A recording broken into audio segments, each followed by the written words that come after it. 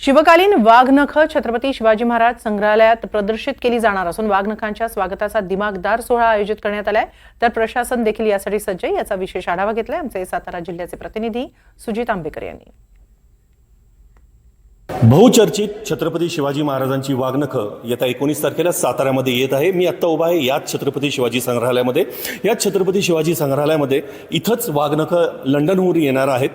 लंडनची वाघनख इथं यांचं मोठं जल्लोषात स्वागत करण्यात येणार आहे। आपण बघू शकता की सातारच्या ह्या शिवाजी संग्रहालयामध्ये जय्यत अशी तयारी करण्यात आलेली आहे। शिवशस्त्र शौर्य गाथा नावाचं एक मोठं प्रदर्शन 19 जुलैला होणार आहे।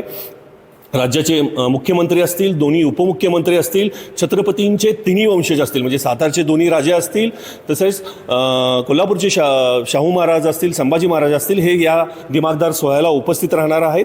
माझ्या पाठीमागं बघू शकता ही बुलेट प्रूफ काच आहे आणि लंडनमधली जी वाघनखं आहेत, आता खरं तर लंडनमधली वाघनखांवरती अनेक दावे प्रतिदावे केले जात आहेत। वादग्रस्त वाघनखं झालेली आहेत, खरी आहेत का खोटी आहेत हा संशोधनाचा विषय असला तरी 19 तारखेची जी तयारी शासनाची आहे ही जय्यत तयारी आहे। सातारा संपूर्ण हा शिवमय करण्यात आलेला आहे। ढोल ताशा आणि संपूर्ण शिवकालीन रूप साताराला देण्यात आलेले आहे। एकंदरच ही वाघनख सातारच्या ह्या शिवाजी संग्रहालयात सातारकरांसाठी आणि पश्चिम महाराष्ट्रासाठी साधारण 7 महिने ठेवली जाणार आहेत। सुजित आंबेकर, NDTV मराठी, सातारा।